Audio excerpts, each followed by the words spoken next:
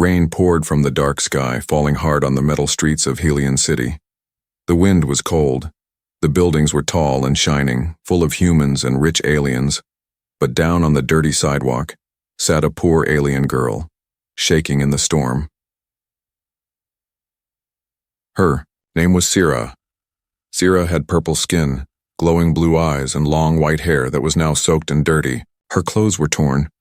Her feet were bare. She held out her hand to passers-by. "Please. Something to eat," she whispered. But no one looked at her. Humans walked past with umbrellas and shiny boots. Alien traders passed her, covering their noses as if she smelled bad. Some even laughed and threw trash at her. One child pointed and said, "Look, Mommy, a street rat." Sira closed her eyes. Her body hurt. She hadn't eaten for 2 days. Her stomach made strange noises. She was only 19, but life had already been cruel. Her planet was destroyed in the war. Her family was gone. She had escaped on a refugee ship, but nobody cared about refugees in Helion City. Suddenly, heavy boots stopped in front of her. Sira slowly opened her eyes. A tall human man stood there. He wore a long black coat. His face was calm but serious. He had short dark hair and a scar on his jaw. His eyes were sharp like a soldier, but something in them was warm. He knelt beside her. "Are you hurt?" he asked in a quiet voice. Sira didn't answer. She was scared. Most humans didn't talk kindly to aliens like her. She thought maybe he was a soldier who would arrest her. But then he reached into his coat and pulled out a small meal pack. He opened it and gave it to her. "Eat," he said.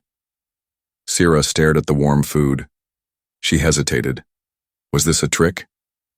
He nodded. "It's not poisoned. Eat before the rain ruins it." Slowly, she took the pack and ate. Her hands were shaking, but she couldn't stop once she started. It was the first real food she had in days. The man watched her. He didn't speak. He just waited until she finished. When she looked up, he was already walking away. "Wait, who are you?" she called. But he didn't answer. He vanished into the mist and the sound of the rain. That night, Sira found a small alley to sleep in. She covered herself with a torn blanket. The city lights blinked above her. She thought about the strange man.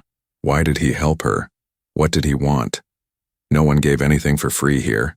She closed her eyes, holding the empty food pack like it was treasure. Suddenly, she heard footsteps. "Hey, little freak," a rough voice growled. She looked up. 3 alien thugs stood over her. One had sharp teeth, another had metal arms, the third one carried a shock stick. "You ate today, huh?" The big one laughed. "Give us the rest." "I don't have anything," Sira said, backing away. "You smell like food," said the metal-armed one. They grabbed her, she screamed, but before the shock stick touched her, a blast of energy hit the wall nearby. The thugs froze. A warning shot. From the darkness stepped the same human man. His coat blew in the wind. His weapon glowed red. "I suggest you leave," he said coldly. The thugs looked at him, then at the weapon. One recognized the mark on his chest, a symbol of high command. "Commander," the thug whispered. They ran. The man walked toward Sira and offered his hand. "You again?" she whispered, her voice weak. He helped her stand. "You're not safe here." She looked into his eyes. "Why are you helping me?" He didn't answer right away. Then he said, "Because no one else will." Sira felt tears in her eyes. Not from fear, but from something else. Something soft inside her heart.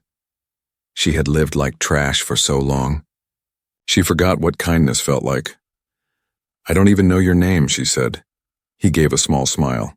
"Jace. Commander Jace Thorne." Then, without another word, he turned and disappeared once again into the rainy night. But this time, Sira felt something strange inside her. Hope. The next morning, Sira woke up to the smell of something strange. Clean. Air. She blinked, confused. She was not in the dirty alley anymore. She was lying on a small bed in a quiet room. The walls were made of smooth gray metal, with glowing blue lights running along the edges. Her old clothes were gone, replaced by a soft white robe. A warm blanket covered her. She sat up fast.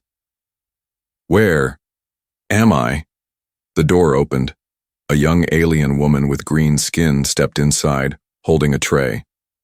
You're awake, she said with a smile. Commander Jace brought you here. You were hurt. Sira looked at her with wide eyes. He brought me here? The woman nodded. He told us not to tell anyone you're here. He said you're special. Sira didn't know how to reply. Special? She had been called many things in her life. Trash, thief, street rat, but never special. She stared at the tray. There was hot soup, fresh bread, and real fruit. All clean, all for her. She ate slowly, confused but thankful. Later that day, she explored the room. It was inside a tall building far above the streets of Helion City. Through the window she saw airships flying by, people walking in expensive uniforms, and guards standing near silver doors. She realized something. She was in the military zone. This was the most secure part of the city, where only humans with power lived. Why would Jace bring a dirty alien girl here? For the next 2 days, she stayed hidden in the room. Food came on time. Clean clothes were given. No one asked questions. But something didn't feel right. She began to notice strange things. A blinking red light on the ceiling. A buzzing sound behind the wall when she moved. The mirror in the bathroom felt watched. Someone was observing her. At night, she would hear footsteps outside her room, but no one ever knocked. On the third morning, a child's voice whispered outside her door. She's the one he saved. From the gutter. Commander Jace never brings anyone here. Maybe she has powers. Sira pressed her ear to the wall, heart racing. Suddenly the door hissed open. It was Jace. He stood tall, silent, hands behind his back. His face showed no emotion, but his eyes looked tired, like he hadn't slept. You're being watched, she said softly. I know, he replied. By who? My own people. Sira looked at him in shock. Why? He walked over and sat across from her. Because they want to know why I saved a poor alien girl from the streets. She felt her face grow warm. And why did you? He didn't answer at first. Then he said, because the first time I looked into your eyes, I saw someone who hadn't given up, even after the world gave up on you. She didn't know what to say. But in that moment, a silent bond grew stronger between them. That evening, something strange happened. She was sitting near the window when a small drone flew by, almost too fast to see. But Sira had sharp eyes. She had survived on the streets. She knew a spy drone when she saw one. It hovered outside, recording. Sira quickly grabbed a pillow and smashed the window screen.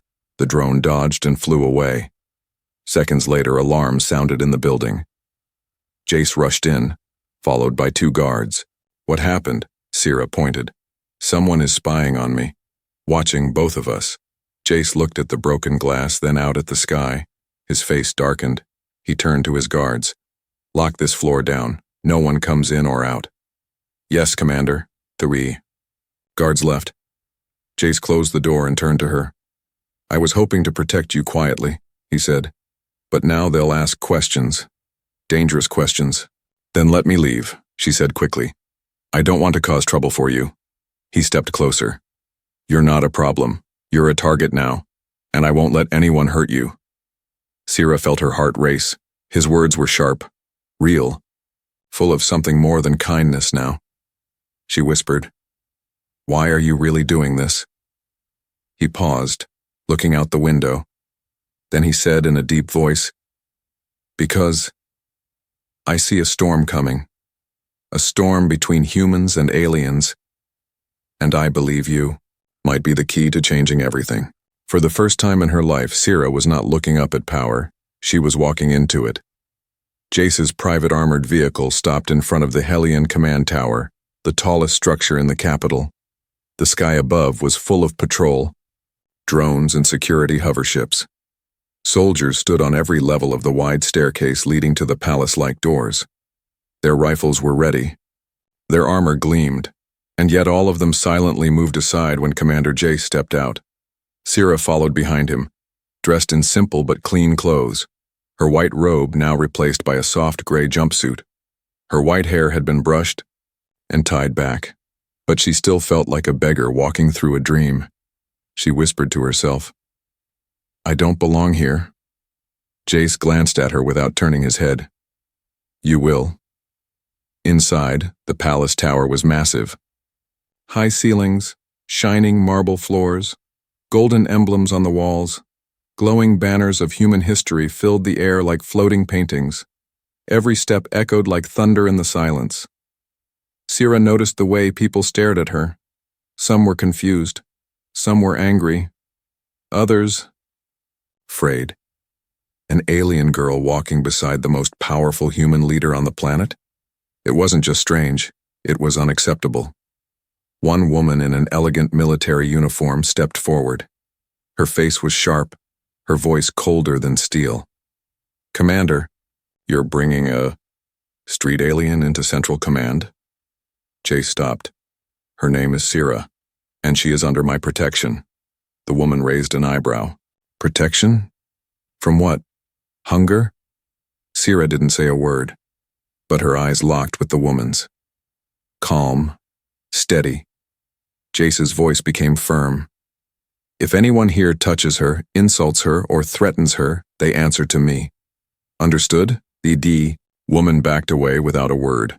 Sci felt the weight of every eye in that hall shift onto her.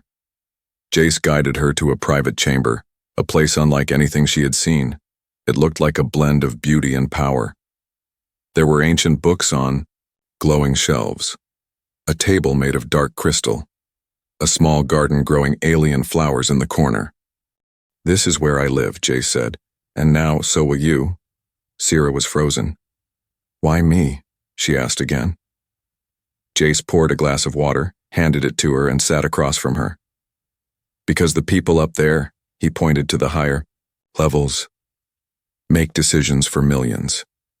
But they've never known hunger, never felt pain, never had to beg to survive. You have." He leaned forward. "And I need someone by my side who remembers what that's like." Sci stared at him, the glass untouched in her hands. "You want me to help you lead?" "I want you to remind me why I started fighting in the first place." Over the next few days, Sci learned the ways of the palace. She was assigned a private assistant, a learning device, and full access to the command tower's archives. She studied human law, alien history, and the fragile politics holding the galaxy together. And all the while, Jace would check on her. Not like a ruler checking a servant, but like a man trying to understand a soul. Sometimes he'd ask her strange questions. "What scares you most about people? What do you think mercy looks like? Would you forgive someone who tried to kill you?" Sci always answered with honesty. She didn't try to impress him, and that more than anything drew him closer. But peace never lasts in power. One night, while walking through the library garden, Sci was stopped by a woman in a golden cloak. She had 4 eyes, a smooth green face, and a voice like silk. "You don't belong here, street girl," she whispered. Sci didn't move. The woman stepped closer. "Do you think Jace cares about you? You're a symbol, a toy, a gamble for peace. When he's done, he'll throw you back into the gutter." Sci's jaw tightened. "Then I'll crawl out again." The woman chuckled. "We'll see how long you last." The next morning, the woman was found missing. No one mentioned it again. As days passed, something changed inside Sci. She stopped thinking of herself as a beggar. She stood straighter, spoke with confidence, ate at Jace's table without fear. She wasn't just surviving now, she was growing, and Jace noticed it too. One evening, during a private meal, he looked at her for a long time. Then he said softly, "You don't know this yet, but you were never meant for the street." Sci stared back at him. "Maybe, but I still remember every minute of it." He smiled. Good. Never forget. Their hands touched, briefly. Nothing was said, but everything was felt. Power brings light, but it also brings shadows. Sierra, once a forgotten beggar, now walked the halls of power. Every day, she stood beside Commander Jace Thorne. She sat quietly in strategy meetings. She asked questions no one dared ask. She listened more than she spoke, and every time she spoke, even the high-ranking humans stopped to listen. But not everyone liked this. One morning, the council chamber was full. Generals, ministers, and alien diplomats sat around a wide glowing table. Jace stood at the head, tall and unreadable. Beside him, Sierra, an old general with white hair and medals on his chest, raised his voice. With respect, Commander, this girl is not one of us.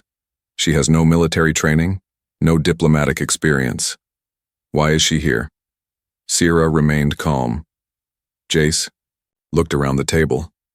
Because your experience never once fed a hungry child, and she has. Silence. Sierra looked across the room. Some human leaders glared. Some alien leaders smiled. After the meeting, as she walked through the halls, a group of young officers passed her. She thinks she's royalty now. She used to sleep in trash piles. Sierra didn't react. But when she reached her room, she found something on her pillow. A dead bird. Not from this world, not an accident. A message.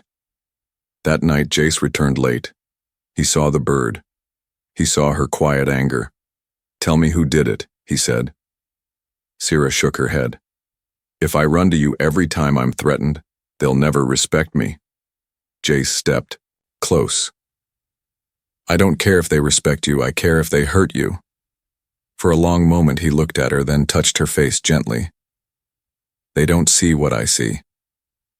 What do you see? She whispered.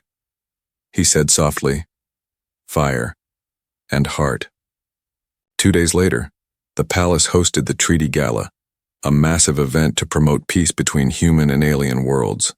The halls were decorated with lights, banners, and floating flowers. Important people from across the galaxy arrived in shining suits and strange robes, and when Sierra entered beside Jace, the crowd froze. She wore a silver gown stitched with stars. Her long white hair fell behind her like silk. She didn't look like a beggar. She looked like a queen.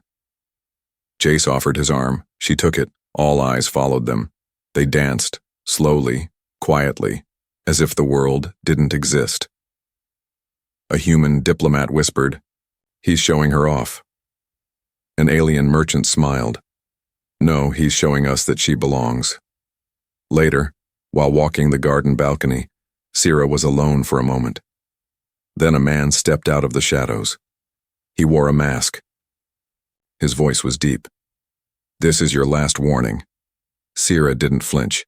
"If you're going to threaten me, do it to my face." The man raised a small blade, glowing red. Suddenly a shot rang out. The masked man collapsed. Jace rushed forward, his blaster smoking. Guards ran in. A hidden drone above blinked off. Someone had been recording. Jace pulled her into his arms. "You said they wouldn't respect you if you needed my help," he whispered. "I don't care." Sierra's heart pounded. She realized something.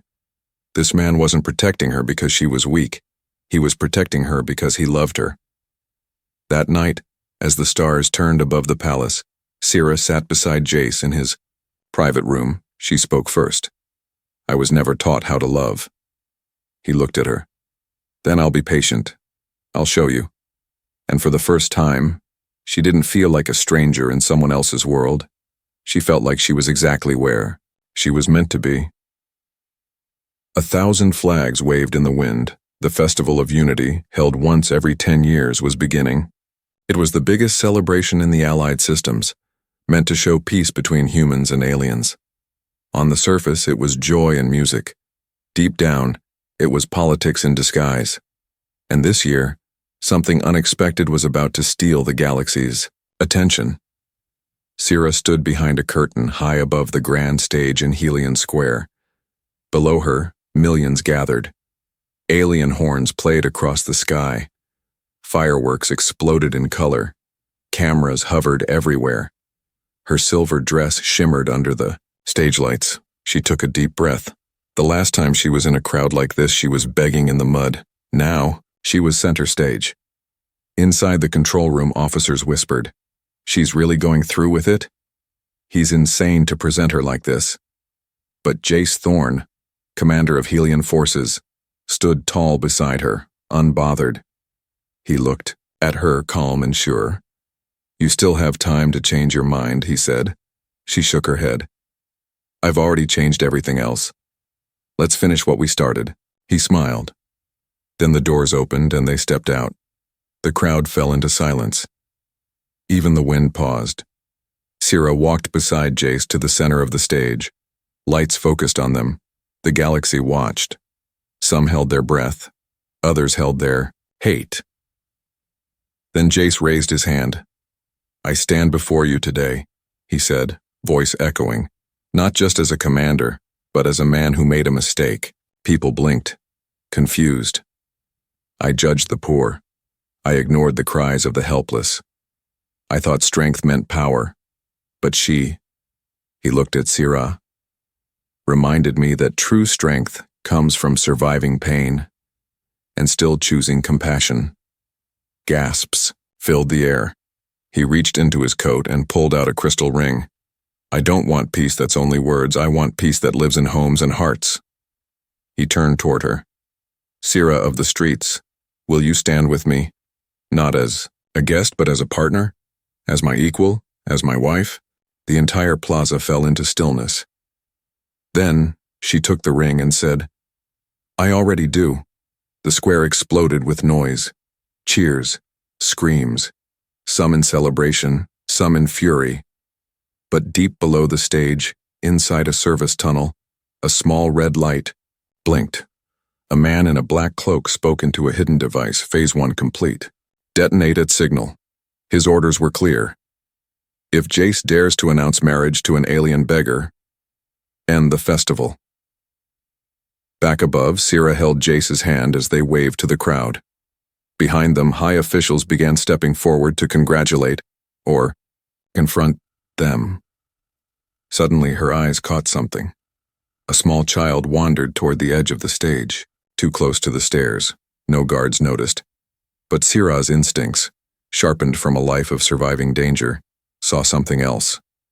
A wire, running along the edge, straight to the stairs. Her breath caught. A bomb. She moved without thinking. She ran, past Jace, dived forward, and threw herself over the child. A blast shattered the air. The explosion was smaller than planned, thanks to her fast move, but powerful enough to send debris flying. People screamed. Cameras shook. Security rushed in from every angle. Jace pushed through the smoke, eyes wild. He found Sira holding the child, blood on her cheek but still breathing. "You saw it," he whispered.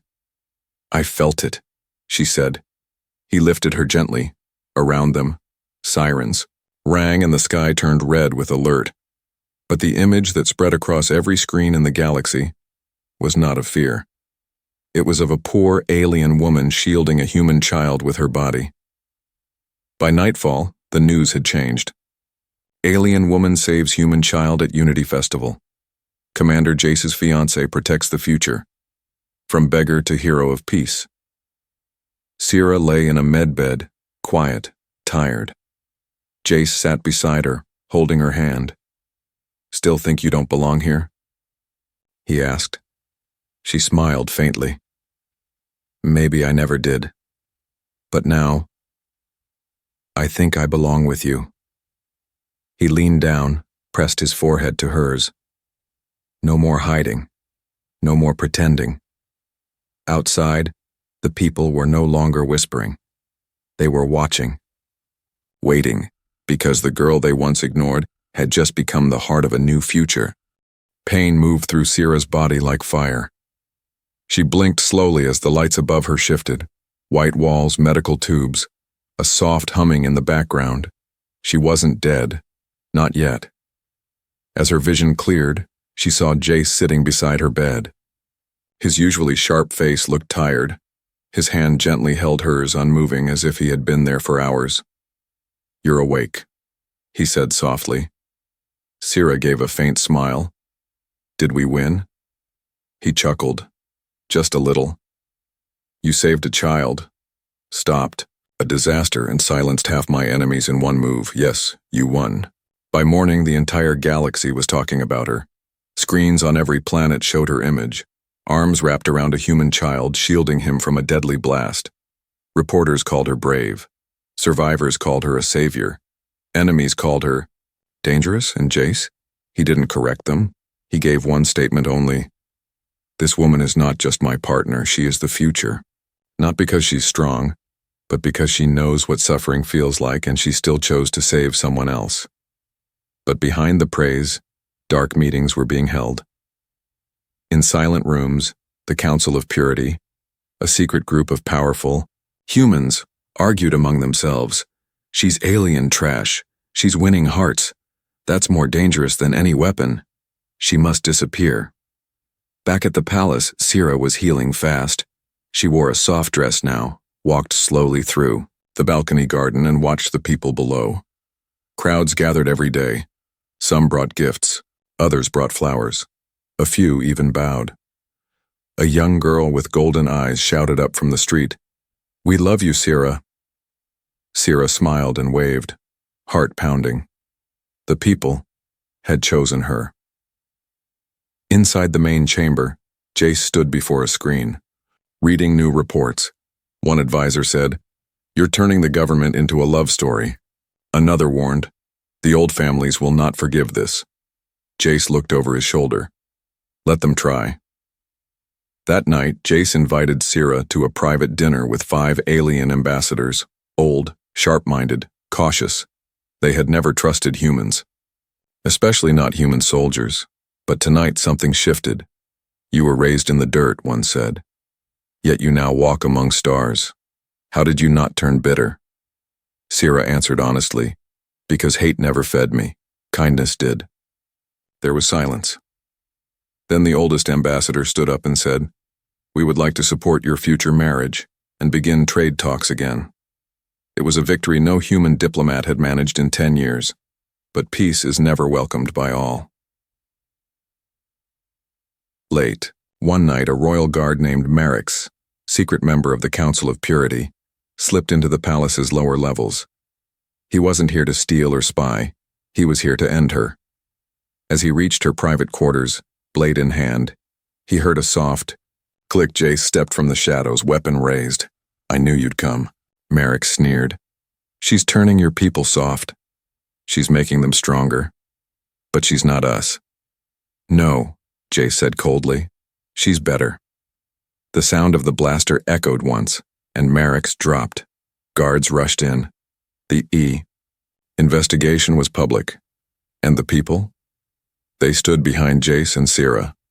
For the first time in Helion's long history, humans cheered an alien name. Days later, Sira stood on the highest platform, fully recovered.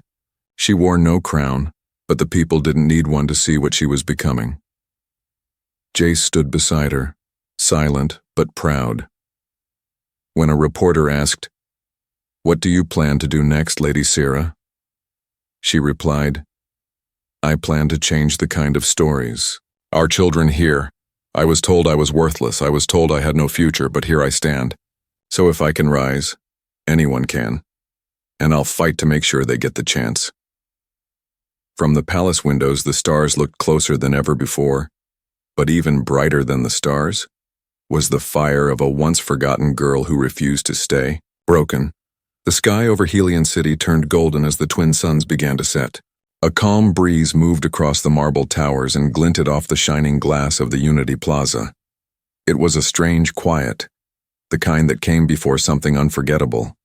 Today wasn't just a festival, it was a turning point in galactic history. Union, once thought impossible, was about to be made real. Inside the palace, Sira stood before a mirror, but she didn't recognize the girl looking back. Not long ago, that reflection had been dirty, tired, and bruised by life. Her hands were used to stealing food.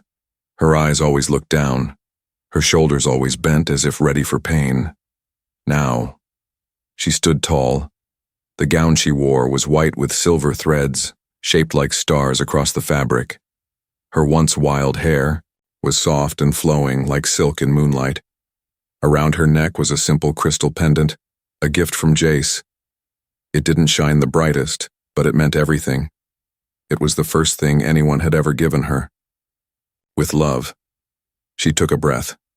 Today she wouldn't just stand next to Jace, she would become his equal, his wife. Guards opened the double doors behind her. Jace entered, wearing a deep black ceremonial jacket, the symbol of peace etched over his heart. His gaze never left hers. "You're beautiful," he said. She smiled gently. "You look like you're about to lead a war." He chuckled. "Maybe I am. But this time the weapon is hope." He walked to her and offered his hand. "Ready?" Sci nodded. "I've been ready my whole life, I just didn't know it." Thousands filled Unity Plaza. Aliens and humans stood side by side, some nervous, some excited, some angry, but all watching. Floating cameras recorded every breath, every glance. Ships hovered quietly above, transmitting the ceremony to every major world in the Alliance. At the front stood the Elder Speaker, a neutral figure from the galaxy's center world. He raised his voice for all to hear.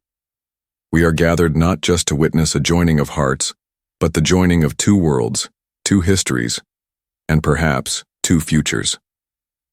When Sci and Jace stepped onto the stage, the crowd went completely silent. For one fragile moment, all the past pain, fear, and hatred paused. The Elder looked to Sci first.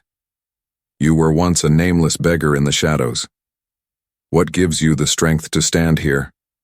Sci stepped forward, eyes calm, voice strong. "I once believed I had no worth. The world taught me that. But then a man gave me food, safety, and truth without asking for anything. And when I asked why, he said, 'Because no one else will.'" She looked at Jace. But he was wrong. There were others. I just needed to find them. And I want to be one of them. For the next girl still lying cold on the street thinking she's invisible. The crowd murmured softly. The Elder turned to Jace. "And you, Commander, you were raised to conquer. Why have you chosen to love instead?" Jace didn't blink. "I have fought wars. I have commanded fleets. I have broken enemies. And in all that, I never felt peace." He looked to Sci, his voice softer. "Until the rings were passed. A small child brought them. The same boy Sci had saved from the explosion weeks ago. The entire crowd recognized him and gasped when he ran into her arms and whispered, 'Thank you again.'" She smiled and kissed his forehead. Even the hardest faces in the plaza cracked. Jace took her hand and slid the ring onto her finger. It shimmered like starlight on snow.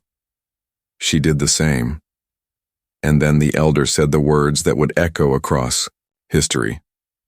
"From this day forward, not as species, not as leaders, but as partners, you face the stars together." The crowd exploded, some in joy, some in disbelief, but no one could ignore the truth anymore. The human leader had married a poor, alien woman, and she had become the first non-human consort in recorded history. But peace always has a price. In a cold bunker beneath Helion's surface, hidden voices argued, "You let this happen? She's spreading influence like a disease. Kill her now and blame extremists. No, that will make her a martyr." Silence. Then one voice said, "We'll let her rise, but we control where she goes." Weeks passed. Sci and Jace worked as one. They visited poor zones together, shaking hands with both human miners and alien refugees. Sci listened more than she spoke, always learning. In private meetings, she suggested laws that protected hybrids, children born of human and alien blood. Some laughed, some shouted, some voted against her, but every time more followed her voice. One by one, the system bent, not by force, but by her quiet strength. But danger never left completely. One night, while walking in the palace gardens, Sci found a small black stone on a bench. It looked harmless until she touched it. It burned with heat. A hidden message flashed in the air. You rose from the street. Remember how easy it is to fall back. She crushed it in her hand and didn't tell Jace. She knew what it meant. The Mall. Old World would never truly accept her, but she wasn't here to be accepted. She was here to change it. On the 1-year anniversary of the Unity Festival bombing, Sira returned to the plaza. This time, not in a dress, but in armor. Not to marry, but to speak. The plaza was packed again. So were the skies. Sira raised her hand, and for the first time the entire crowd fell silent without being told. Her voice echoed. I was born in the dark. I survived in silence. And I rose not because someone lifted me, but because someone believed I could stand. I do not belong to a species. I belong to those who still hope. And I promise you, no one will be left behind again. Jace watched her from the sidelines, pride burning in his chest. She's not my queen, he whispered. She's our galaxy's voice now. And so it began, the era of the new union, born from love, fueled by fire, and led by a girl who once had nothing.